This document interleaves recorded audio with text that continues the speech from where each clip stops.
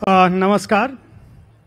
आप साहित्य आज तक के आखिरी तीसरा दिन है और साहित्य तक के मंच पर हैं प्रोफेसर खालिद जावेद साहब के साथ।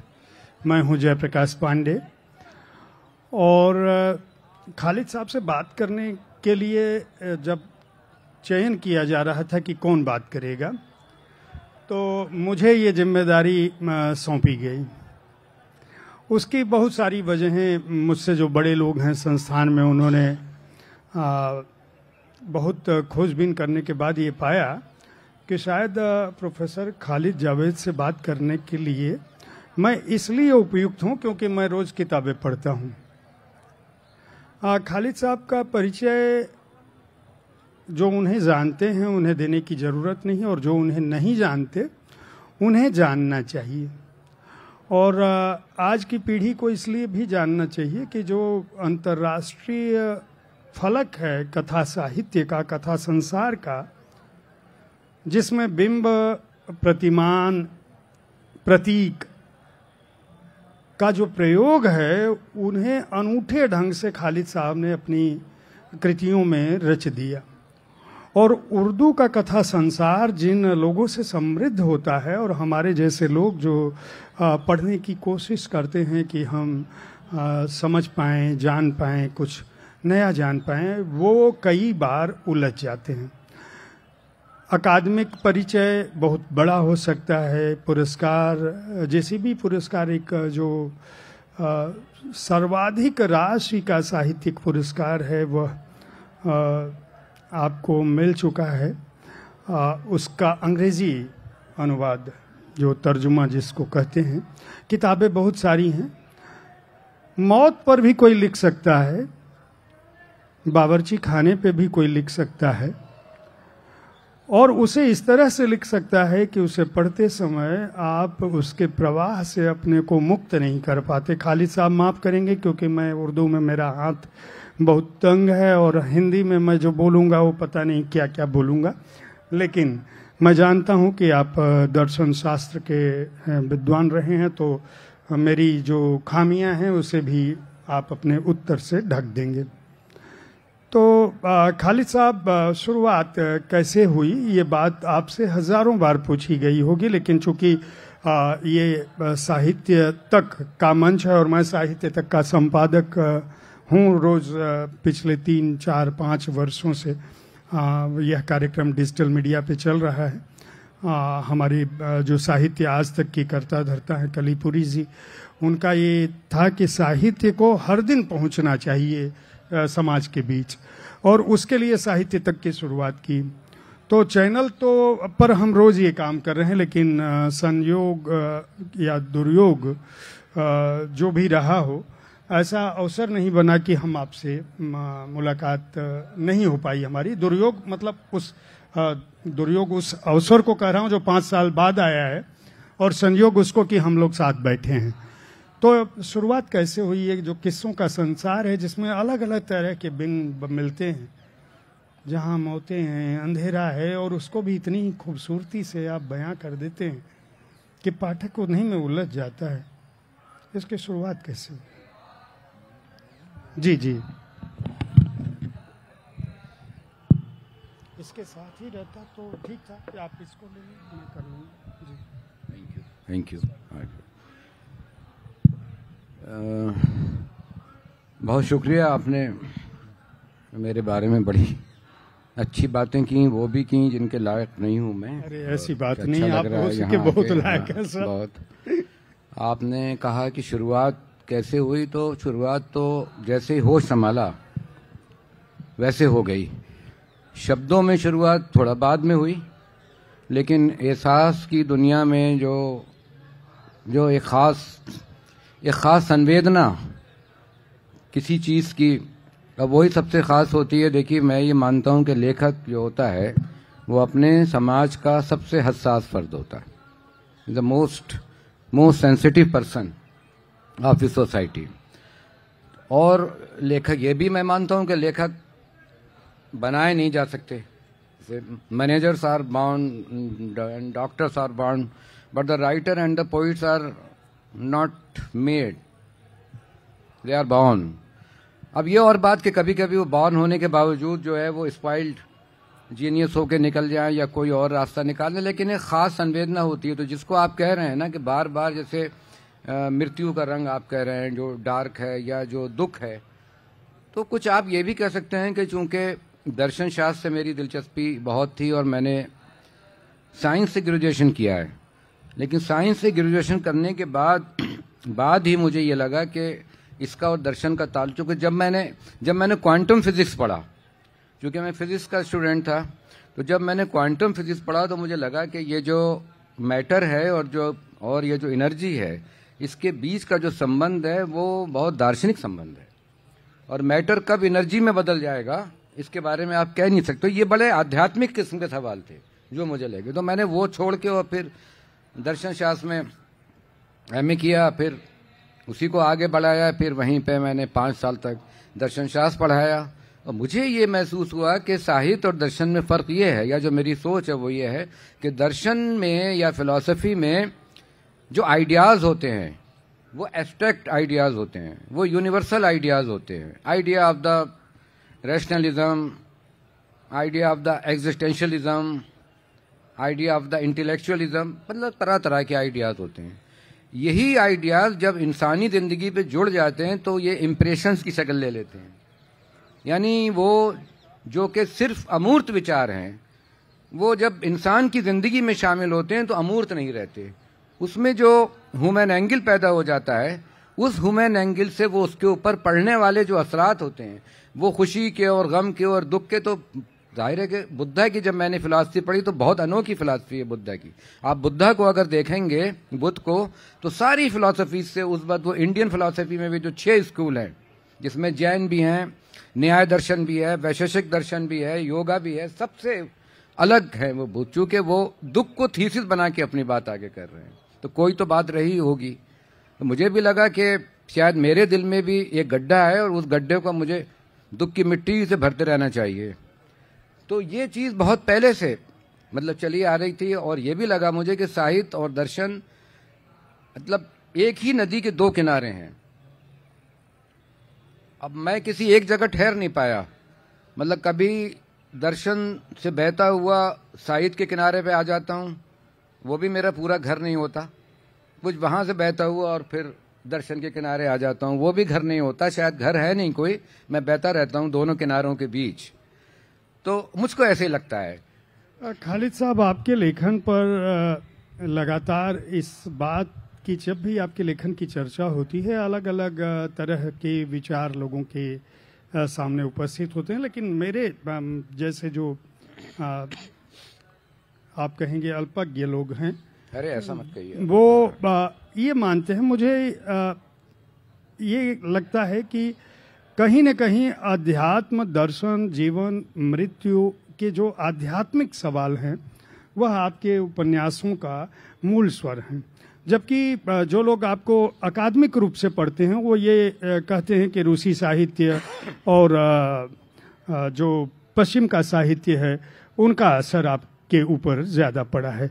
मुझे लगता है कि शायद आपकी जब जीवनी या आपकी जीवन का गाथा या आपके बारे में, करियर के बारे में जब अकादमिक चीज़ें पढ़ी जाती हैं, तो जिन लोगों के बारे में आपने अलग अलग साक्षात्कार दिया उनसे आपको जोड़कर देखा जाता है। मैं चाहता हूं कि आप का अपना मानना क्या है। मैं जो सोच रहा हूं और जो दूसरे आलोचक सोच रहे हैं या जिन्होंने आपके ऊपर शोध किया है और जो काम किया है, यह दर्शन भारतीय दर्शन है या पाश्चात्य दर्शन है या दोनों का मिला जुला कहीं प्रभाव? नहीं, देखिए, पाश्चात्य दर्शन तो बिल्कुल नहीं है। मैं वेस्टर्न लेंस से नहीं देखता हूँ अपनी राइटिंग को। लेंस तो मेरे पास इंडियन है, लेकिन वो गांधी जी ने जो कहा कि भाई कमरा मेरा अपना रहेगा लेकिन खिड़कियां जरूर रखूंगा उसमें ताकि मतलब हवा आती रहे इधर उधर की। तो आप कह सकते हैं कि अच्छा, कोई भी राइटर जो होता है वो बिल्कुल बंद कमरे में तो बैठ के लिख नहीं सकता। आज का दौर है, और फिर मैं साहित्य को तो मैं ये समझता हूँ कि उसका ताल्लुक तो मानवीय संवेदनाओं से है। और सारी सारी दुनिया का, सारे विश्व का मानव एक है। अब वो उसके अलग अलग कल्चर अलग हो सकते हैं, अलग अलग कल्चर्स में, अलग अलग संस्कृतियों में, अलग अलग देश और काल में हो सकता है कि फीलिंग का या भावनाओं का जो एक्सप्रेशन होता हो, उसके इजहार का जो तरीका होता हो, वो थोड़ा अलग हो। लेकिन मेरा इजहार के तरीकों से कोई लेना देना नहीं है। जो बुनियादी तौर पे मैं जानता हूं कि इंसान को दुख होता है, वो रोता है, वो खुश होता है, वो प्रेम करता है, और वो घृणा भी करता है, और वो ईर्ष्या भी करता है। ये सारी चीजें मैंने दुनिया के सारे इंसानों में कॉमन पाई हैं, सारी जगह की शायरी में मैंने कॉमन पाई हैं। इसके लिए कोई ये नहीं कि आप ये समझें कि ये इंडिया में होता है, बाहर नहीं होता। मैंने जो प्रेम का स्वरूप है, वो जैसा मैंने यहाँ पाया है वैसे ही मैंने बाहर पाया है। अभी मैं पेरिस गया हुआ था, 8 दिन मैं वहाँ रह के आया, वहाँ कुछ इंटरव्यूज हुए, मैंने वहाँ की जिंदगी के बारे में देखा। मुझे तो ऐसे ही लगता है, मुझे तो रोमियो जूलियट जो है वो अपने हीर रांझा और सोनी महवाली की तरह नजर आते हैं, क्योंकि उनके अंदर जो कुछ है, ये बाहर छोड़िए आप, बाहर तो पर्दा है एक, वो पर्दा है, और ये जो मुखौटे लगे हुए हैं इनको तो हटाना पड़ेगा हमको। अंदर जो है वो एक ही है मानव। फिर भी मैं ये कहना चाहता हूं कि अब आपने इंडियन फिलॉसफी की बात की, तो महात्मा बुद्ध ने तो सारी दुनिया को दुख का सबक पढ़ाया है। तो मेरे यहाँ तो वो दुख की मिट्टी से सारी चीजें, अब ये इतना मशहूर हो गया है कि वो सारी चीजें मशहूर हैं। दूसरी चीज ये है कि जैसे अद्वैतवाद है, तो ये जो इल्यूजन और रियलिटी का जो फर्क है, वो अगर आप देखेंगे तो मेरी कहानियों में बहुत है। मतलब कहाँ स्वप्न है और कहाँ भ्रम है और कहाँ वास्तविकता है, ये ब्लर्ड हो जाती हैं, ये जो सीमाएं हैं। तो ये तो पूरा, अगर हम शंकराचार्य या हम रामानुजाचार्यों को पढ़ डालें, उनका अगर हम अद्वैतवाद पढ़ डालें, और सांप और वो मतलब रस्सी का जो उनका बहुत ही मशहूर एक उनका मेटाफर है जिसको वो इस्तेमाल करते हैं, तो वो सारी चीजें यहाँ पे मौजूद हैं। दूसरी बात ये, अगर आप अस्तित्ववाद की बात करते हैं, तो अस्तित्ववाद कोई वेस्टर्न फिलॉसफी नहीं है। वो वेस्टर्न फिलॉसफी तो एक वो स्कूल ऑफ थॉट की तरह फर्स्ट वर्ल्ड वार और सेकेंड वर्ल्ड वार के बीच में पनपा, और जिससे हमने मशहूर कर दिया एल्बert कामू को, सार्थ को, मार्ले पोंती को, इन लोगों को हमने मशहूर कर दिया। लेकिन अगर हम देखें कि हमारे यहाँ तो उपनिषदों में जितना ज्यादा अस्तित्ववाद हमारे उपनिषदों में, इतना तो कहीं है ही नहीं। खासतौर से कठोपनिषद अगर आप लोग पढ़ें, ईशो उपनिषद पढ़ें अगर आप, या श्वेतशोतर उपनिषद पढ़ें, मृत्यु के बारे में लगातार सवाल है। बार बार वो पूछते हैं उनसे कि वो ये कैसा जीवन है जिसके वृक्ष को मृत्यु रूपी कुल्हाड़ी बार बार काट देती है और ये बार बार उगता है, बार बार काट देती है और ये बार बार उठता है, ये कौन सा वृक्ष है? इस तरह के जो प्रश्न हैं वो भारतीय दर्शन के अंदर मौजूद हैं।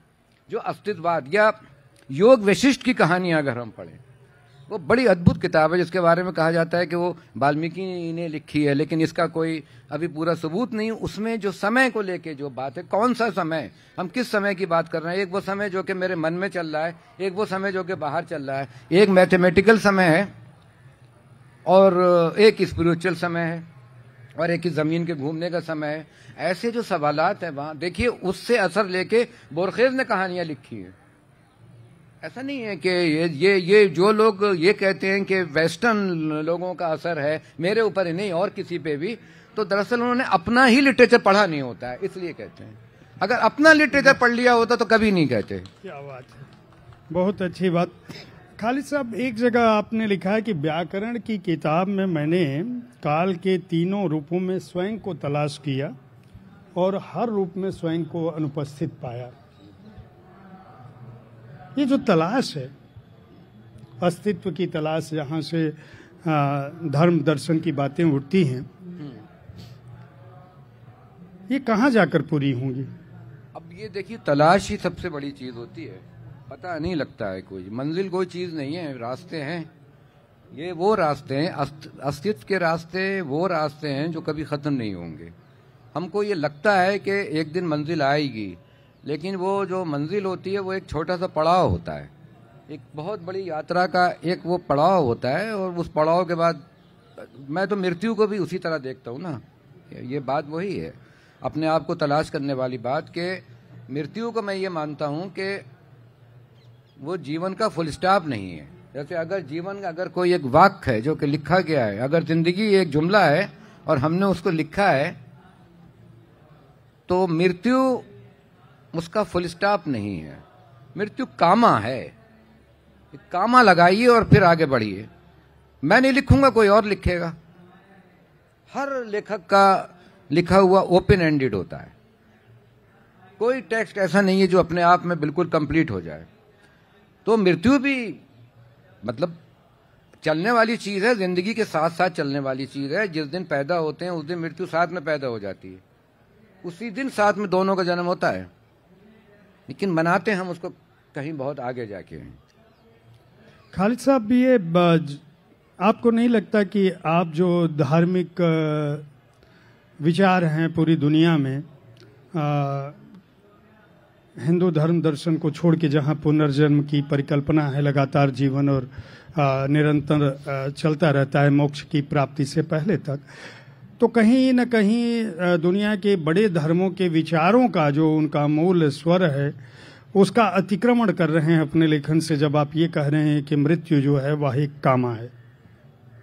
जी, मैं ये नहीं कह रहा हूँ। देखिए, हमारे यहाँ उर्दू लिटरेचर में तो हमारे शायरों ने इसको बहुत बार बरता है। मतलब मीर ने बरता है और गालिब ने बरता है, मौत एक मानगी का वक्फा है, यानी आगे चलेंगे दम लेके, यानी आगे चलेंगे दम लेके, थोड़ी देर का ठहराव है। देखिए, ये सारी मतलब ये जो बहसें हैं ये इतनी यूनिवर्सल हैं कि ये धर्म तक ही टिकी हुई नहीं है, बल्कि हर धर्म की परिधि पे जो दार्शनिक विचार होते हैं या जो थिंकिंग वाइज होती है, ये उसमें आ रहे हैं सवाल। मृत्यु के, जीवन के, अस्तित्व के बारे में कहा जाता है कि ये अपने अंदर से उभरते रहने की एक लगातार कोशिश है।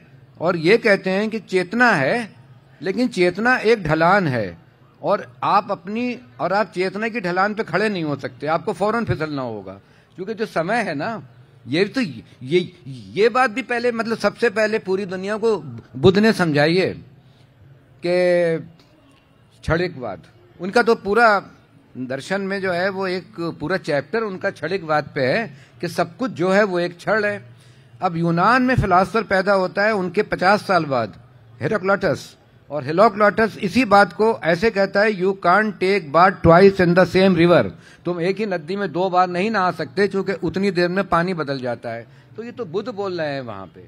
तो मुझे ये नहीं लगता कि बुद्ध वहां तक पहुंच गया था, बुद्धिज्म उसका उन्होंने असर लिया होगा। मेरा मानना यह है कि दुनिया के अंदर कहीं ना कहीं आपको एक जैसे विचार वाले लोग कभी ना कभी मिलते जरूर है, मिलेंगे जरूर, वो आपका मुकद्दर है, जीवन में ही मिलेंगे वो आपको एक जैसे सोचने। अब कभी भी मिले, वो हो सकता है आखिरी सांस पे मिले, लेकिन आपकी तरह का कोई आदमी, आपके जहन का, आपके टेम्परामेंट का, आपकी तरह का कोई आत्मा कह लीजिए, वो मिलेगी जरूर। क्योंकि वो परमात्मा ने एक अकेला आपको नहीं बनाया, आप जैसे हजारों बनाए, आप जैसा ही दिमाग हजारों के पास बनाया है। और जो टेक्स्ट है, टेक्स्ट जिसको हम कहते हैं, ये मतलब आख्यान, ये आख्यान क्या है?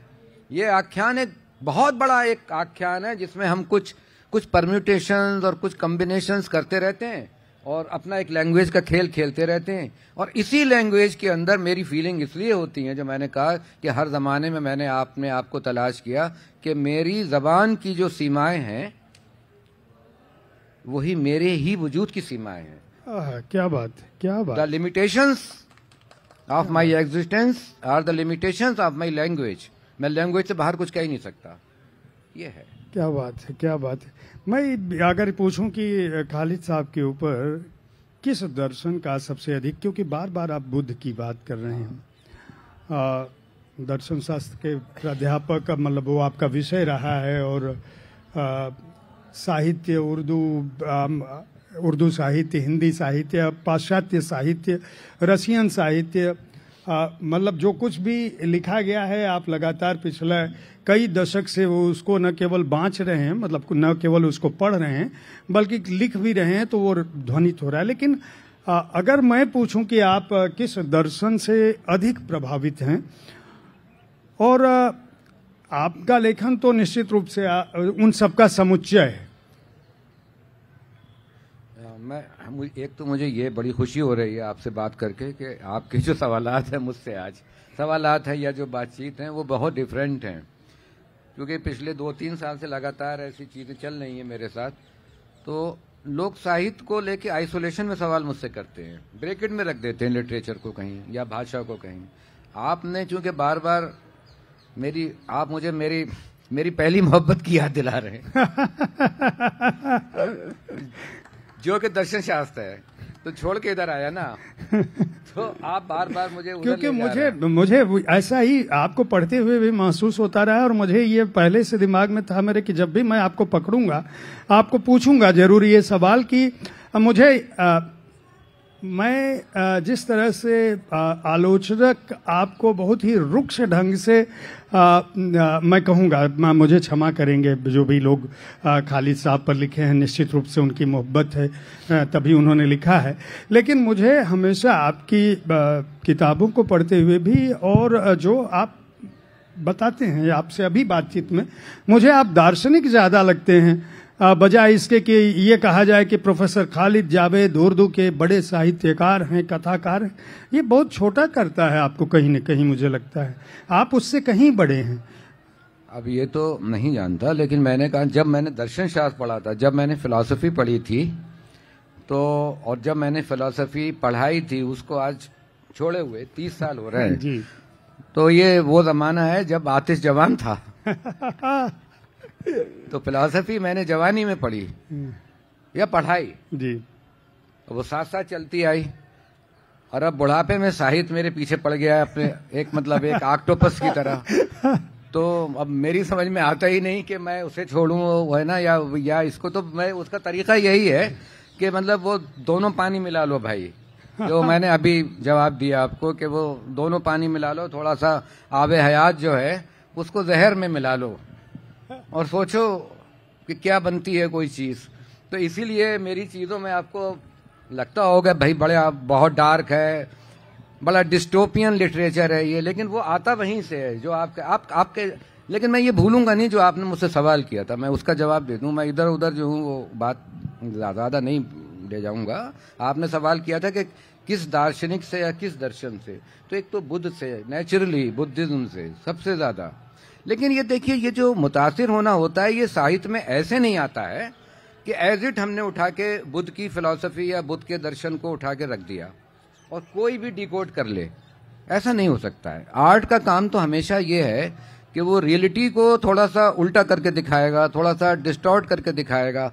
अगर जो बिल्कुल जो सामने का रियलिज्म है जो अखबारों में हम देख रहे हैं या जो हम लेखों में अपने देख रहे हैं राइटिंग में, अगर वो ही अदब में आ गया तो उसकी जरूरत क्या है? फिर तो अदीब का काम मुंशी का काम हो जाएगा। वो तो फिर तो मुंशी की तरह वो मकानों के कागजात की किताबत करता फिरेगा, रजिस्ट्री लिखेगा। वो फिर लेखक और आर्टिस्ट कैसे होगा? आर्टिस्ट होगा नहीं। तो उस सबको डायल्यूट करना पड़ता है। मतलब जैसे अब खिचड़ी पकती है ना, अगर वो कच्ची खिचड़ी रह जाए तो मालूम है दाल नहीं गली है या चावल कर रह गए या बघार सही नहीं लगा है। वो नहीं बनाइए तो आप ऐसा बनाइए कि वो जो मजमुआ है पूरा, वो जो दर्शन है वो साहित्य में घुल मिल जाए। जैसे दूध में पानी मिल जाता है, पता कहाँ लगता है? दूध का पानी मिला हुआ तो नहीं लगता ना, रंगीन नहीं होता ना वो दूध। मतलब जितना पानी डालो वाइट होता है। तो बड़े से बड़ा लैक्टोमीटर ये नहीं बता सकता कि इसमें पानी की तादाद कितनी है। इसलिए अपनी ये जो इंस्टीट्यूशनल जो फिलॉसफी है या जो किताबों में जो नाम दे के ये आता है, जैसे रैशनलिज्म अभी मैंने बात की, एग्जिस्टेंशियलिज्म, आइडियलिज्म, इस तरह की चीज, या ये कहना चाहिए कि प्रेगमेटिज्म, अगर उनको पढ़ के मैंने उसको ना पहली चीज तो स्टोरी टेलिंग होगी। अब जब तक आप किस्सा ही नहीं कहेंगे तो किस्सा सबसे पहली चीज है। अगर आप किस्सा नहीं कह सकते तो आप राइटर नहीं हैं। अब किस्सा कहने का जो ढंग आप निकालेंगे तो ये जो पूरी ये जो दुनिया है, पूरी जो कायनात है, इसमें आपको किसने रोका है? शेक्सपियर के बारे में ये कहा जाता था पहले, आज से 15-20 साल पहले, कि उसने कोई 10,000 या 8,000, आप बताएंगे अनिमा जी यहाँ बैठी हैं, कि उसने वर्ड क्वाइन किए हैं जो इससे पहले नहीं थे अदब में। जिसमें एक हर्पीस नाम का भी एक वर्ड है जो आजकल बड़ी मशहूर बीमारी है, हर्पीस, जो मतलब रेंगने वाली बीमारी है, बड़ी बहुत तकलीफ दे खाल की बीमारी है। लेकिन बात की रिसर्च ने जो इधर हुई है, मतलब ये जो मेटा क्रिटिसिज्म है, उसमें ये पता चला है कि वो वर्ड तो थे ऑलरेडी क्वाइन नहीं किए हैं, लेकिन वो साहित्य से बाहर की दुनिया में थे। जैसे कुछ लॉ में थे, कुछ मेडिकल साइंस में थे, कुछ कहीं और थे, तो वो वर्ड्स वहां से लिए गए। यानी उसका जो विजन था वो इतना बड़ा था कि वो खाली ये नहीं कर रहा था कि शेक्सपियर बैठा हुआ सिर्फ क्रिस्टोफर मार्लो को पढ़ रहा था। अगर मैं यहाँ बैठा हुआ सिर्फ और सिर्फ जो हूँ वो एक किसी राइटर को पढ़ रहा हूँ या 4 राइटरों को पढ़ रहा हूँ या 4 थॉट पढ़ रहा हूँ, तो ये एक अधकच्चापन होगा। और जिसको कहते हैं कि little knowledge is a dangerous thing, नीम हकीम खतरा है जान। अगर नीम हकीम है तो वो जान के लिए बहुत बड़ा खतरा पैदा करेगा। तो थॉट आते हैं, एक थिंकिंग वॉइस आती है। बुद्ध से मैं इम्प्रेस हूँ। वजूदियत का या अस्तित्ववाद का जो पूरा दर्शन है वो ये बगैर जाने हुए कि दर्शन क्या है मेरे यहाँ आ जाता है, क्योंकि उसके लिए हमें किसी सार्थ और कामों की जरूरत नहीं है। उसके लिए इंसान का होना जरूरी है। इंसान जिसके सीने में दिल हो, क्योंकि अब दिल है कि दिमाग है, दोनों का फर्क खत्म होता जा रहा है हमारे जमाने में। तो अगर दिल है उसके पास दिमाग से अलग, तो अस्तित्ववाद को जानने के लिए सार्थ और कामों की महानता के बावजूद बहुत महान राइटर हैं, लेकिन देखिए कि उनको भी अपनी बात कहने के लिए उन्होंने एकेडमिक बुक्स भी लिखी। सार्थ ने किताब लिखी बीइंग एंड नथिंगनेस, लेकिन जब सार्थ ने अपना नावल लिखा नासिया या पूरा कामों का मिथ ऑफ सिसिफस, उनकी एकेडमिक बुक है, लेकिन जब वो लिखते हैं फॉल, जब वो लिखते हैं स्ट्रेंजर, जब वो लिखते हैं प्लेग, बात तो तभी बनती है। बात दार्शनिक लेखा जोखा करने से बनती नहीं है। नेमत खाना का एक पात्र कहता है कि बुढ़ापे से बचपन की ओर बढ़ना विकास यात्रा है, एक उल्टी विकास, जबकि उल्टी विकास यात्रा है। सच्ची है, बस बहुत अच्छी है ना वो। देखिए कहा भी जाता है ना कि an old man is twice a child. तो अगर आप फिर से मासूम होना चाहते हैं तो आपको बूढ़ा होना पड़ेगा, वरना वो आप अपने बचपन में बड़े मासूम थे, फिर जैसे जैसे उम्र बढ़ती गई तो उम्र आपको आलूदा करती गई, उम्र आपको पॉल्यूटेड करती गई, और फिर होते होते जब दोबारा अगर जिंदगी में उतना बूढ़ा होने की बारी आई, जितनी जब आपके अंदर से वो खुशबू आने लगे, उतना बूढ़ा होने के बाद जो कि एक पुराने पेड़ से आती है या एक पुरानी किताब से आती है, तो वो बहुत ही पवित्र चीज होती है। तो उस पवित्रता को सलाम करने से मतलब था मेरा। तो इसीलिए खालिद साहब अपनी किताब में गंधों का इतना अनूठा प्रयोग करते हैं। अब तो मुझे पता नहीं अनूठा है कि नहीं है, आई डोंट नो, बस करता हूँ, यूँ कुछ हो जाता है। ये बावर्ची खाना के प्रतीक जिस तरह के घर के जिन कोनों की तरफ सामान्य तौर पर लोग नहीं जाते हैं, आप बाकायदा उसके बारे में न केवल उसको प्रतिष्ठापित करते हैं, बल्कि आप यह बताते हैं कि वह कितनी महत्वपूर्ण जगह है। आपको इस तरह के प्रयोग या ऐसे कोने अतरों पर लिखने की आवश्यकता कैसे समझ आई, और आपने इतने विस्तार से उसका वर्णन उन्हें मानवीय रूप कैसे दे दिया, या उनको इस तरह से गढ़ दिया कि ये स्थान भी महत्वपूर्ण होने लगे और पाठक जो है वह अपने घरों में झांकने लगता है उन्हें पढ़ते हुए? देखिए, 2 बातें हैं। एक तो राइटर अपनी क्रिएटिव प्रोसेस के बारे में कुछ जानता नहीं है, वो इतना अनकॉन्शियस होती है या इतनी सबकॉन्शियस होती है, इतना आपके अचेतन और अवचेतन में छुपी हुई चीज होती है, तो इतना एक इंटरनल आप पे प्रेशर होता है कि आपको लगता है कि आप सोच समझ के अगर मैं बावर्ची खाने पे कोई मजमून लिखता, आर्टिकल लिखता, तो वो बिल्कुल एक डिफरेंट चीज होती, क्योंकि फिर मैं सोच समझ के लिख रहा होता। इसका तो मुझे पता ही नहीं चला ना, कोई चीज अपील कर रही है, कोई खास संवेदना उसको देख के प्रकट हो रही है। बाद में जैसे परिंदे हैं, पक्षी हैं, पक्षियों से अगर कोई ये पूछे कि पक्षी अलग हैं और पक्षी वैज्ञानिक अलग हैं, कि तुम उड़ते कैसे हो, तो पक्षी वैज्ञानिक तो बता सकता है कि इनके परों के अंदर कितनी फ्लोटिंग्स है और कितना प्रेशर है, लेकिन वो पक्षी नहीं बता सकता। मुझे लगता है कि एक जेन्युइन राइटर अगर होगा, एक असली राइटर अगर होगा, तो अपनी रचना के प्रति वो उतना ही अनभिज्ञ होगा, बड़ा अननोन होगा, अगर वो होगा, और वरना तो मैं नहीं कह सकता। लेकिन ये कि ये चीजें थी। बाद में मुझे फिर दूसरी बात ये भी कि लिखते समय आपको अपना स्पेस चाहिए। अब यहाँ देखिए कितनी भीड़, मान लीजिए इस हाल में बहुत भीड़ हो, यहाँ पर लोग ही लोग खड़े हो, आप भी खड़े हो और आपको भी निकल के जाना है, तो आपको अपना एक स्पेस तो तलाश करना होगा ना। उस स्पेस की तलाश भी मुझे हमेशा रहती है कि वो वर्जिन सॉइल कौन सी है जहां पे अभी तक फसल नहीं चली, वो मिट्टी कौन सी है जो कि जरखेज है मगर उस मिट्टी पे हल नहीं चलाया गया है ना। मतलब वो अब उसको छांटना लोगों के कदमों के नीचे से कहीं झुक के देखना पड़ता है कि यहाँ निशान नहीं है किसी के कदमों का, क्योंकि यहाँ निशान नहीं है किसी के कदमों का नीचे का, आपको जलील होना पड़ता है। अगर आप मतलब लेखक हैं तो आपको जिल्लत उठानी पड़ती है, आपको दुख उठाना पड़ते हैं, क्योंकि आपको हर तरह के एंगल से देखना पड़ता है चीजों को। आपको सड़क पे पड़ी हुआ जो कीचड़ का लुथड़ा है उसको भी अपने से ज्यादा अहमियत देना पड़ती है, आपको अपने ईगो को काट के फेंक देना होता है, वरना आप फिक्शन राइटर नहीं बन सकते। तो मुझे लगा कि रसोई के बारे में इतनी बातें होती हैं भाई, ये तो बड़ी खतरनाक जगह भी हो सकती है, क्योंकि इसमें तो जितने इंस्ट्रूमेंट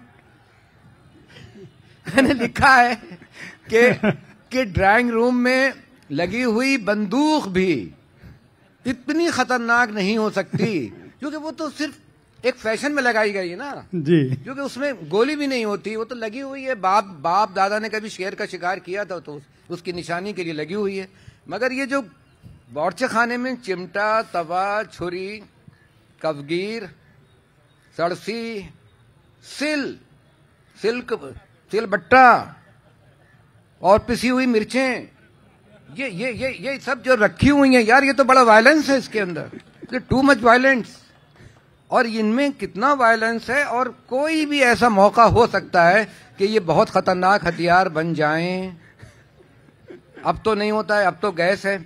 आज से 30 साल पहले मिट्टी का तेल वहीं रखा रहता था, और कितनी बहुओं को जो है उनकी सासों ने या और किसी ने, मतलब सारी सासों और सारी बहुओं से माफी मांगते हुए कहता हूं कि बावर्ची खाने में जलाया गया, खालिद साहब किचन में जलाया गया। खालिद साहब, आप जब कह रहे थे तो मुझे आपने ये भी कहा है कि वो सबसे खतरनाक जगह इस लिहाज से भी है, और इतनी खतरनाक जगह से जो इंसान है उसके लिए बहुत अच्छी चीजें बन के पक के आती हैं, लेकिन स्त्रियां वहां पे बहुत ही बहुत एग्रेसिव होती हैं। एग्रेसिव नहीं होती हैं, बहुत ही ईर्ष्यालु होती हैं। मतलब वही स्त्री जो कि सारी दुनिया में बहुत बहुत जबरदस्त होती। लेकिन ये देखिए, जब मैं कहता हूं तो जनरलाइज नहीं कर रहा हूं, बिल्कुल एक्सेप्शन हर जगह हैं। जैसे मेरे जैसे राइटर एक दो होंगे, मेरे जैसे राइटर नहीं होंगे, तो मैं कोई हर महिला के लिए बात नहीं कर रहा हूं। लेकिन जो ज्वाइंट फैमिली सिस्टम था, अब तो न्यूक्लियर फैमिली सिस्टम है ना, तो अब वो बात नहीं है। लेकिन अब तो स्त्री का अपना होता ही है ना। वो मकान का सबसे वो हिस्सा जो ज्वाइंट फैमिली में हुआ करता था, जिसपे वो सबसे ज्यादा पॉजिटिव होती थी, वो तो किचन ही होता था। और आप इसीलिए देखिए कि सबसे पहले तो किचन ही अलग किए जाते थे। मतलब वो 4 भाइयों में बंटवारा हो रहा है घर का, जायदाद का, तो आके हमसे कह रहे हैं वो कि अब भाई वो अपना अपना हिस्सा, हमारे मतलब बाबूजी ने 4 को हिस्सा दे दिया, अब अपने लोग अलग अलग रह रहे हैं। तो सबके अपने अपने कमरे हैं, एक ही घर में रह रहे हैं। ये भी कह रहे हैं कि सबके अपने अपने कमरे हैं, एक ही घर में रह रहे हैं, एक ही आंगन है। तो मैं उनसे कभी कभी पूछता था, और भाई रसोई का क्या है? बोले वो तो सबका अपना अपना है। तो मैंने कहा कि आप 4 लोग अच्छे पड़ोसियों की तरह रह रहे हैं, भाइयों की तरह कहाँ रह रहे हैं? अगर किचन ही अलग हो गया तो पड़ोसी हो गए ना आप, क्योंकि उसके भी तो अलग ही होते हैं ना। एक मकान होती है दीवार में। ये ज्वाइंट फैमिली सिस्टम की बात कर रहा हूँ। लेकिन चूंकि वो खत्म, अच्छा मेरा ये जो नावल है, ये इसको आप जो संयुक्त परिवार की एक सोशलॉजिकल स्टडी के तौर पे भी पढ़ सकते हैं, क्योंकि वो सारी चीजें 1960 और 1970 तक 75 तक आते आते खत्म हो जाती हैं। तो आज तो किचन है, तब तो किचन नहीं होता था ना, बावर्ची खाना होता था, और उसमें सारे झगड़े इसी वजह से होते थे। इसीलिए मैंने नावल में लिखा है कि ये एक छोटा सा मैदान जंग है जो आप अपने घर में लिए हुए घूम रहे हैं। छोटा सा मैदान जंग है जो आप अपने घर में लिए घूम रहे हैं। जिस तरह जमीन के एक टुकड़े के लिए मुल्क लड़ा करते थे, देश लड़ा करते थे, घर के अंदर जितनी लड़ाइयां होती हैं इसी को लेके पॉजिटिव होती, अब नहीं होती। इसलिए अब नहीं होती कि अब पहले से ही साथ में रहता ही नहीं है ना कोई। नहीं, अब साथ में रहता ही नहीं है कोई। तो अब तो आपको कहीं ना कहीं लेके अपना सिलबट्टा आपको अलग, और फिर बावर्ची खाने की चीजें अब है नहीं। अब तो इलेक्ट्रिक गैजेट पैदा हो गए हैं, लेकिन वो और भी ज्यादा खतरनाक हैं। मेरा एक और नावल है ये खंजर पानी में, उसमें मैंने ये जो मैं अभी उसी पर आने वाला, तो उसमें मैंने ये इलेक्ट्रिक गजेट के जरिए ही लोगों को पहुंचा दिया ऊपर। ये ऊपर पहुंचाने की इतनी जल्दी क्यों है? जितनी जल्दी पहुंच सके जहां से आए वहां। भाई वो जो किरण है जल्द से जल्द सूरज से जा मिले, जो भटकी हुई है, क्या करें? परमात्मा से आत्मा जितनी जल्दी मिले, बहुत यहाँ पे सिवाय आत्मा के दूषित होने के और क्या है। खालिद साहब, जिस समय जिस दौर में जीवन के प्रति इतना मोह हो, उस दौर में आप मौत की बातें करते हैं या उस सत्ता से मिलने की बात कर रहे हैं, इस मंच पे भी कर रहे हैं और आपकी किताबों में भी वह बार बार ध्वनित होता है। आपको ये नहीं लगता कि मैं ये उल्टी गंगा बहा रहा हूँ? नहीं लगता। इसलिए नहीं लगता कि असल में जो लोग मृत्यु को फेस वैल्यू पे समझ रहे होते हैं, उसके लिए शायद मृत्यु का नाम गाली हो जाता है। ये मेरे यहाँ तो मृत्यु जिंदगी है, जीवन है। और जो ये मौत की किताब है, पूरा नावल मेरा, जो आजकल काफी फिर से वेस्टलैंड वालों ने इंग्लिश में छाप दिया, तो बातचीत बहुत हो रही है उसके ऊपर। तो वो तो मैं तो बार बार कहता हूँ कि इसमें कहीं मृत्यु का नाम एक जगह इस्तेमाल हुआ है, खाली सिर्फ एक जगह मृत्यु का नाम इस्तेमाल हुआ है। और दरअसल ये जिंदगी की किताब है, लेकिन शैतान ने जो मौत की किताब में से मौत को मिटा के और वहां जिंदगी लिख दिया, और जिंदगी जहां थी वहां मौत लिख दिया। तो जो सफरिंग्स आपको दिख रही हैं, जो ये आप जो देख रहे हैं, ये ह्यूमन डिके, ये ह्यूमन बॉडी डिके, ये सफरिंग, मैं तो सफरिंग की बात कर रहा हूँ। यहाँ पे वो वाला दुख भी नहीं कह रहा हूँ, बुद्ध वाला दुख तो है, वो तो बहुत एग्जिस्टेंशियल दुख है। मैं सफरिंग की बात कर रहा हूँ, जो हो रहा है। तो ये उसकी किताब है। तो जिसको, ये तो जिंदगी की किताब है। तो असल में मौत से वही लोग डरते हैं जिन्हें जीना नहीं आता। जो जिंदगी से डरते हैं, दरअसल वो ही मौत से डरते हैं। दूसरी बात, मैंने मौत को कहीं पे रोमांटिसाइज नहीं किया, वरना ये भी तो होता है ना कि आज से पहले विक्टोरियन एज में जो डेथ को जो था वो इतना रोमांटिसाइज किया जाता था। तमाम अंग्रेजी की शायरी डेथ को रोमांटिसाइज करने से भरी हुई है। अगर आप रिल्के की पोइट्री पढ़ें, मुझे बड़ा पसंद है रिल्के, जर्मन कवि था, तो उसने तो दोनों यानी मौत और मोहब्बत, इनको एक ही सिक्के के दो पहलू कहे।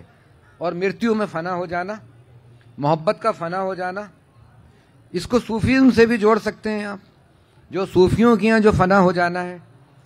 तो मैंने कहा ना कि वो मृत्यु उस तरह से मृत्यु नहीं है कि बिल्कुल कोई मौत तो आपको मिलेगी नहीं कहीं, लेकिन मौत नाम में मिल जाएगी आपको। तो अब ये देखना पड़ेगा कि हमारे ज़माने की जो ज़िंदगी है हमारी, क्या वो उसका नाम बदल तो नहीं दिया है हमने? क्या अब उसका नाम, चूंकि मौत तो बड़े सुकून की बात भी हो सकती थी, मैं सुकून की बात कहीं कर नहीं रहा हूँ। एक क्यास है, एक इंतशार फैला हुआ है। और दूसरी बात ये कि जब सारी दुनिया में डीजे बज रहा हो और डीजे का ज़माना हो, तो आपको खामोशी से किसी कोने में खड़े होके अपनी बांसुरी ज़रूर बजाना चाहिए।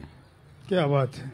और वह बांसुरी आप जैसे लेखक की कलम से निकले तो और भी ज़्यादा सुरीली होगी। खालिद साहब, ये दुनिया में इतनी अराजकता है, हर तरफ जिस डिस्ट्रक्शन की बात कर रहे हैं, पारिवारिक परिवेश, समाज, राष्ट्र, सीमाएं, एक तरफ बहुत तेजी से हम भौतिकतावादी बन रहे हैं, चीज़ों को कब्जा करने की बात आ रही है। दूसरी तरफ आप ट्रांजिशन की बात कर रहे हैं, यात्राओं की बात कर रहे हैं। ऐसे ही आपने पॉपुलर साहित्य की जो आपकी शुरुआत होती है पढ़ाई की, उसमें आपने कहा है कि कुछ चीज़ें छोड़नी पड़ती हैं, समय के साथ हम अपने को रेक्टिफाई करते हैं। मेरा प्रश्न ये है कि ये जो विपरीत विचारधाराएं हैं जिन पर लगातार आप चलते रहते हैं, इसकी ताकत कहाँ से पाते हैं? पढ़ने से आई है। मैंने कहा ना कि आपने बहुत अच्छा किया पॉपुलर लिटरेचर की बात की। मैं तो पॉपुलर लिटरेचर को कोई बुरी चीज़ थोड़ी समझता हूँ, लेकिन ये समझता हूँ कि आज वो मेरे लिए नहीं है, क्योंकि वही है ना कि हर समय तो आप बदल रहे होते हैं। तो आप एक पत्थर की तरह, आप एक स्टैटिक मतलब एक बिल्कुल स्टेटिक्स तो है नहीं आपके अंदर कोई कि आप रुके खड़े हुए। मैंने चूंकि पॉपुलर लिटरेचर बहुत पढ़ा है और उसकी वजह यह है कि मैंने 7 साल की उम्र में लिखना शुरू कर दिया था और नाइन्थ नहीं, मतलब मुझे 9 साल की उम्र में, एज में मेरी एक कहानी छप भी गई थी। जो ये मिलाप एक अखबार निकला करता था दिल्ली से, मिलाप और प्रताप दोनों का ऑफिस बराबर था यहाँ पे बिल्डिंग के पास। तो इसमें एक मैगजीन सेक्शन आता था बच्चों के लिए, उसमें वो कहानी मेरी छप गई थी। तो ये पढ़ने का सिलसिला जाहिर है कि उस वक्त मैं सार्थ और कामू तो पढ़ नहीं रहा था। तो जैसे जैसे चीजें आगे बढ़ती चली गई तो मैंने गुलशन नंदा और रानू और कृष्ण गोपाल आबिद और मनोज और गुरुदत्त और राजवंश को भी पढ़ा और मैंने इब्न सफी को भी पढ़ा, जो आज भी मुझे बहुत पसंद है। मतलब मैं इब्न सफी को पसंद करता हूँ इसलिए नहीं कि वो जासूसी नावल लिखते हैं, इसलिए कि उनके यहाँ भाषा का जो चटखारा है। हमारे दोस्त बैठे हैं दिनेश श्रीनेत और हम, और ये दोनों आपस में इब्न सफी के बारे में बड़ी बातें करते रहते हैं। इनका और मेरा रेख्ता में इब्न सफी के बारे में डिस्कशन भी है। लेकिन ये कि तब जो मैं इब्न सफी को पढ़ता था तब मैं किसी और चीज से लुत्फ अंदोज होता था, लेकिन आज जब मैं इब्न सफी को पढ़ता हूं तो कुछ और चीजें हैं जिनसे मैं लुत्फ अंदोज होता हूं। जैसे ये कहते हैं ना कि असली साहित्य वो है जो अपने टाइम एंड स्पेस को पार करके और यहां तक आ जाए। तो अब जब वो आता है तो एज इट नहीं आता है, बल्कि जब पहले हम गालिब को पढ़ते थे और हमें उसको पसंद करते थे तो वो गालिब को पसंद करने की कुछ दूसरे कारण थे, लेकिन आज जब हम गालिब को पसंद कर रहे होते हैं तो उसके दूसरे कारण हैं। इसलिए ये कहा जाता है कि जो साहित्य कभी बंद गली का आखिरी मकान नहीं होता, वो पूरा का पूरा, हाँ, वो बंद गली का आखिरी मकान थोड़ी है। वो जहां आपको लगता है कि बंद गली है वहां से एक खिड़की और खुलती है। अब हमारे गालिब कुछ और हो गए हैं, उतने ही अजीम है, लेकिन अब वो हमारे गालिब कुछ, अब हमारे इब्न सफी कुछ और हो गए, और अब हमारे मार्किस मिलान कुंडेरा कुछ और हो गए जो हमने 25 साल पढ़े थे उससे पहले। अब हमारे निर्मल वर्मा कुछ और हो गए। मेरे बहुत पसंदीदा राइटर है निर्मल वर्मा, उनका जिक्र बगैर किए बात बनती नहीं है आगे। मेरे बहुत पसंदीदा राइटर। आपके लेखन में और आपकी भाषा में जो प्रवाह है उसका श्रेय आप किसको देते हैं? अपने को देता हूँ रियली, मैं बिल्कुल सच्चाई की वो अपने को देता हूँ, क्योंकि सब कुछ पढ़ने के बावजूद आप देखिए कि एक शब्द भी, कोई शब्द नहीं, मतलब शब्द तो खैर किसी का भी हो सकता है, लेकिन एक सेंटेंस को ये नहीं साबित कर सकता कि ये फलां के स्टाइल की कॉपी है। जिस दिन कह देंगे उस दिन लिखना छोड़ दूंगा। किस तरह से आपके लिखने की प्रक्रिया क्या है? वह कौन सा बिंदु होता है जहां से आप किसी उपन्यास या कहानी कथा की शुरुआत करते हैं? बस वो कोई एक दिन कोई अजीब सा एहसास होता है, और भीड़ में चलते हुए भी हो सकता है। उसके लिए किसी वीरान जगह की, किसी बाग की, किसी पार्क की, किसी लाइब्रेरी की तो बिल्कुल भी जरूरत नहीं होती है। जा रहे हैं, किसी की कमीज का कोई कॉलर हिला, कोई रंग उसकी कमीज का मान लीजिए नीले कलर की शर्ट है और उस नीले कलर से पता नहीं कहाँ पहुंच जाते हैं, तो पता नहीं कैसा लगता है। मतलब किसी को चलते देखा और उसकी चाल ने कोई बरसों पुरानी किसी चाल की याद दिला दी। किसी को हंसते देखा, बरसों पुरानी कोई हंसी याद आई, उस जमाने में पहुंचे। उसके बाद फिर हमें नहीं पता चलता कि अब हमें क्या करना चाहिए, क्योंकि अब हमारा कलम जो होता है वो एक प्रेत के हाथ में होता है, फिर हमारे हाथ में नहीं होता। पहला सेंटेंस लिखने में मुश्किल होती है। मैं हमेशा दोपहर में लिखता हूँ, मतलब मेरा जो लिखने का टाइम है वो दोपहर में, जब आपको अपनी परछाई भी ना नजर आए। 12 बजे आपको भी नजर नहीं आना चाहिए, यानी लेखक कहीं नजर आना ही नहीं चाहिए अपनी कृति में। एक बार जब मैं शुरुआत करता हूं तो मैं दोपहर में लिखता हूं। जब शुरुआत हो जाती है तो फिर इस सफर का कोई समय नहीं रहता, फिर रात में, सुबह, किसी भी वक्त हो सकता है। लेकिन पहला सेंटेंस मुझे कोई याद नहीं, पहला बल्कि पैराग्राफ, पहला पेज जो मैंने दोपहर के अलावा कभी लिखा हो, मैं दोपहर में ही लिखता हूँ। और दोपहर भी होना चाहिए गर्मियों की, क्योंकि जाड़ों की दोपहर ना हो के दोपहर का एक धोखा है, इल्यूजन है। दोपहर हो गर्मियों की, जब लू चलती हो, बहुत बुरी तरह से लू हुक रही हो, सड़कों पे वीरानी हो, धूल सी उड़ती हो, तब लिखिए आप बैठ के अंदर कहीं। खालिद साहब, आपकी किताबों का शीर्षक बड़ा ही अलहदा है।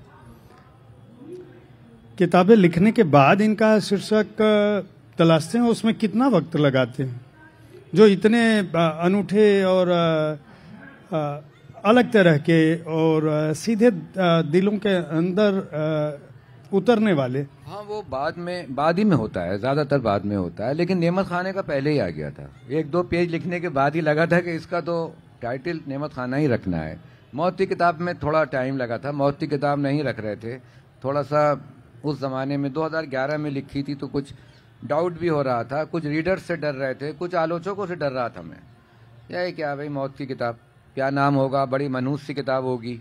लेकिन फिर मैंने लगा कि ऐसे तो कोई आर्ट कभी गिरो नहीं कर सकता, ना तो पेंटिंग में गिरो करेगा, ना म्यूजिक में गिरो करेगा, जब तक उसमें कोई एक्सपेरिमेंट नहीं होगा। तो थोड़ा सा डिस्टर्ब भी तो किया जाना चाहिए, तो मैंने फिर मौत की किताब नाम रखा। और मजे की बात यह है कि मौत की किताब को जो उर्दू में जिसने छापा, वो पब्लिशर ने उस वक्त शुरुआत की थी, अर्शिया पब्लिकेशन ने, तो उसने उससे पहले कोई भी किताब छापी नहीं थी। तो लोगों ने उससे ये कहा कि तुम ये कौन सी किताब पहले छाप रहे हो, मौत की किताब। मगर वो चूंकि हमारा दोस्त भी था, उसने किताब छापी, फिर उसका IIC में बहुत बड़ा लंबे उसके ऊपर वो उसको लॉन्च किया, और उसके बाद वो मौत की किताब उसके लिए ऐसी जिंदगी की किताब साबित हुई कि आज उससे बड़ा उर्दू का कोई पब्लिशर इंडिया में नहीं है। निश्चित रूप से अर्शिया पब्लिकेशन। वो किताब इतनी बड़ी है, उसका श्रेय आपको जाता है? नहीं, सबको, मेरे रीडर्स को जाता है, मेरे मतलब इतना सराहा उसके ऊपर पूरा उसकी आलोचना में, बल्कि उससे इतनी घृणा भी की गई कि बिहार के एक रिसाले ने उस पर पूरा एक 250-300 पेज का एक पूरा अपना नंबर निकाल दिया, जिसमें जितनी गालियां दी जा सकती थी मौत की किताब को उतनी दी गई। मगर बॉम्बे के एक रिसाले ने 300-400 पेज का उसके फेवर में निकाल दिया। उसके बाद तो वो चलता रहा, तो वो वाकई जिंदगी की किताब उसके लिए तो साबित हुई ही है। तो कभी कभी देखिए, नाम से कुछ होता नहीं है ना, नाम यही है ना, मतलब शेक्सपियर ने कहा था नाम में क्या रखा है, लेकिन नाम के असरात तो पड़ते हैं। अब वो कैसे पड़ते हैं? अगर मैं ये कहा जाता है कि अगर आप सपने में कुछ देख रहे होते हैं, तो ज्यादातर सपने में अगर ये पूछें कि क्या देखा, तो वो लोग हमारे यहाँ तो यही बताते हैं, हिंदू धर्म में भी यही है और इस्लाम में भी है, कि उसका उल्टा होता है। जैसे किसी बीमार को, अगर हम बहुत लंबे बीमार को हम सपने में ठीक होता हुआ देखें कि वो बिस्तर से उठ के चल रहा है, तो उसकी मृत्यु की खबर आ जाती है 1-2 दिन में। और किसी जिंदा को अगर हम मरते हुए देखें सपने में, तो कहते हैं इसकी उम्र बढ़ गई, इसकी आयु बढ़ गई। हो सकता है कि ये मौत की किताब जो है वो एक ऐसे सपने में मैंने लिखी है जिसके बारे में मुझे पता नहीं है कि वो जिंदगी की किताब साबित हो रही है। खालिद साहब, ये सपने की बात आई, और चूंकि आपके लेखन पे जब भी बात करेंगे, सपने और यथार्थ एक दूसरे के बीच गुथे हुए हैं। हाँ। इस जबकि सपने तो याद भी नहीं रहते जगने के बाद, उसी को तो पकड़ना होता है। वो बिल्कुल निकल जाते हैं हाथ से, बिल्कुल वो पानी की तरह होते हैं, उनको कुछ याद रह जाते हैं, कुछ सुराग दे जाते हैं, उनको पकड़ना पड़ता है। और एक तो वो सपना हुआ जो आप नींद में देख रहे हैं, और एक वो सपना भी है कि जहाँ जो वास्तविकता है या जो रियलिटी है उसका, और भ्रम जो आपको हो रहे हैं। और भ्रम एक ऐसी चीज है, इल्यूजन, जो कोई बहुत दूर की बात नहीं है। ये तो साइंस से साबित है। हम लोग हाई स्कूल के अंदर साइंस में पढ़ते थे कि पानी में रखी हुई शीशे की छड़ कुछ टेढ़ी नजर आती है, तो वो कहते थे कि वो जो रिफ्रैक्शन ऑफ द लाइट या प्रकाश के अपवर्तन की वजह से ऐसा होता है। तो वहीं पे हमने समझ लिया था कि इल्यूजन कोई चीज होती होगी, या रेगिस्तान। तो अब ये जो इल्यूजन है, क्या ये रियलिटी नहीं है? बात यह है कि मैंने जितनी देर उस इल्यूजन को जिया, उतनी देर तो वो मेरी रियलिटी थी ना। जितनी देर मैं एक मिराज और एक शराब, मुझे लगा कि मैं रेगिस्तान में जा रहा हूं और सामने पानी है, भले ही वो पानी नहीं था, लेकिन जितनी देर तक मैंने उसको पानी समझ के धोखा खाया, वो मेरी अपनी वास्तविकता तो थी ना, तो मैं तो उसे लिखूंगा। ये बराबर आपसे बातचीत के दौरान मेरे दिमाग में एक प्रश्न घूमता रहा कि ये जो आपके दिमाग में ये क्यों नहीं आया कि मैं कवि बन जाऊं, क्योंकि आप प्रतीकों को देखकर मुझे लग रहा है ये लोग हमें बात करने नहीं देंगे शायद, साउंड जिस तरह से। तो जी, तो अब तो मेरा हमारा टाइम भी हो गया। हमारा टाइम तो 3-4 मिनट बचा था, लेकिन हम पहले समाप्त कर देंगे अगर ये लोग हमें ऐसे करेंगे तो। मैं केवल एक सवाल कि जब आप देखने के साथ कथाएं लिख सकते हैं तो आपके दिमाग में ये नहीं आया कि मैं कभी कवि बनूं और कविता लिखूं? नहीं, वो कोई फर्क थोड़ी है उसमें। जो हम लिख रहे हैं वो भी कविता ही है, लंबी कविताएं समझ लीजिए। आज तो सारी दुनिया में जो है वो, मैं बताऊं बड़े मजे की बात कि काफका की और बोरखेज की कुछ कहानियों को अब जो उन्होंने एक बाहर के पब्लिशर ने छापा है, तो उसने इनकी कहानियों को कविता कह के छापा है। क्योंकि कविता का स्वरूप इतना बदल गया है ना अब कि छंद खत्म हो गया उर्दू में, उसमें से बहर खत्म हो गया। तो वो पोइट्री नहीं है मेरी चीज, मगर उसमें एक तरह की पोइटिक्स है। क्योंकि कविता भाई बहुत बहुत बड़ी चीज है, बहुत ऊंची चीज है। उस दर्जे पे मैं कहाँ आ सकता हूँ? तो जहर इकबाल साहब होते तो अभी उनको मैं पहुंचाऊंगा उन आपकी बात उन तक। बड़ी चीज है ये। और बात के मैंने कविताएं लिखी हैं और 20 साल पहले 25 साल पहले तक मेरी बहुत सी कविताएं यहाँ समकालीन भारतीय साहित्य में भी छपी और उर्दू के बहुत रिसालों में छपी। लेकिन बाद में मैंने देखा कि ये उस तरह से मेरा मैदान नहीं है। क्योंकि कोई आदमी फुटबॉल खेलता है, कोई आदमी क्रिकेट खेलता है और कोई कबड्डी खेलता है, तो सबकी अपनी अपनी पिच है। तो मुझे लगा ये मेरी पिच नहीं है यार। खालिद साहब, आप ऐसे ही कथा संसार को अपने लेखन से समृद्ध करते रहें, ये मेरी कामना है। एक मैं इस मंच पे एक सवाल, चूंकि बहुत सारे युवा भी बैठे हैं और आपके प्रशंसक भी हैं, और युवा जो लिख रहे हैं आज के समय में, और विशेषकर उर्दू साहित्य में जो युवाओं की गति है, उनको क्या संदेश देना चाहेंगे? और साहित्य पर जो सोशल मीडिया का जो प्रभाव पड़ा है, वह अच्छा है या बुरा है? आप उसे किस रूप में देखते हैं? क्या लिखा हुआ साहित्य जो किताबों की शक्ल में है, पन्नों की शक्ल में है, वह आधुनिकता के प्रभाव में बचा रहेगा या वह डिजिटल एज की भेंट चढ़ जाएगा? देखिए, नया तो जो भी लिखा जा रहा है उनके लिए मैं कोई संदेश नहीं है। संदेश बहुत बड़ी बात है। जो लोग कोशिश कर रहे हैं, जो नई नस्ल है हमारी, उससे हम कहीं से कहीं तक कोई बेदार नहीं है। मतलब बड़ी अच्छी चीजें हैं, नई टाइप की सेंसिटिविटी पैदा हो रही है। ऐसा कुछ नहीं है।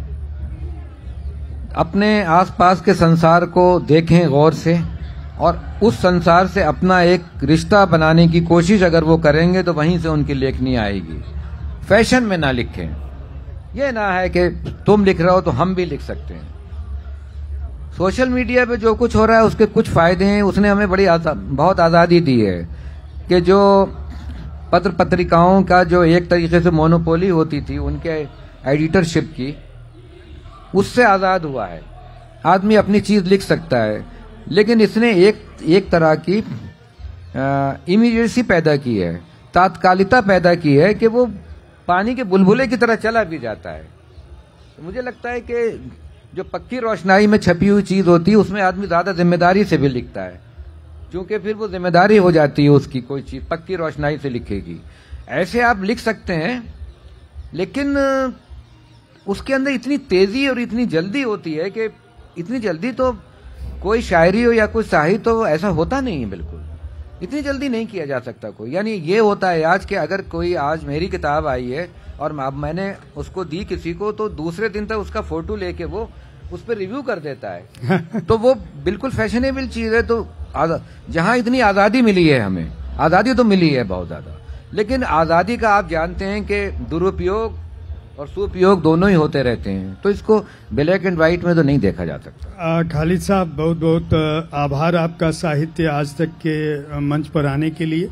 आपसे बातचीत करके मुझे बहुत आनंद आया और मैं समझता हूं कि यह सिलसिला बना रहेगा। आप ऐसे ही लिखते रहें और उर्दू के साथ साथ भारतीय साहित्य संसार को समृद्ध करते रहें। लेखन की यह यात्रा रहे और हमारी बातचीत का सिलसिला भी बरकरार रहे जब तक उस दूसरी यात्रा पर हम निकल नहीं जाते, हम में से कोई एक। बहुत बहुत शुक्रिया आपका। मुझे बहुत अच्छा लगा आपसे बात करके, और साहित्य आज तक का तो शुक्रिया है ही। और राइटर किसी एक खास जबान का कभी होता नहीं है, जी, है ना। मुझे ये लगता मैं है, मानता हूँ उसको। हाँ। लेकिन जो पढ़ने वाले लोग हैं, मैं उनके लिहाज से कह रहा हूँ। उनके लिए आप कह रहे हैं, और बिल्कुल मैं खुद भी कहूंगा भाई, कहीं मुझे बायोडाटा देना होगा कि मतलब आई मैं उर्दू नावलिस्ट, लेकिन अगर आप गहराई से देखेंगे तो इंसानों की जिंदगी का लेखा जोखा कहने वाला अगर गूंगा रह के भी कुछ सोच के और बॉडी लैंग्वेज से ही कुछ अगर प्रकट करना चाहे तो वो भी मैं ही होऊंगा फिर। बहुत बहुत आभार आपका, धन्यवाद।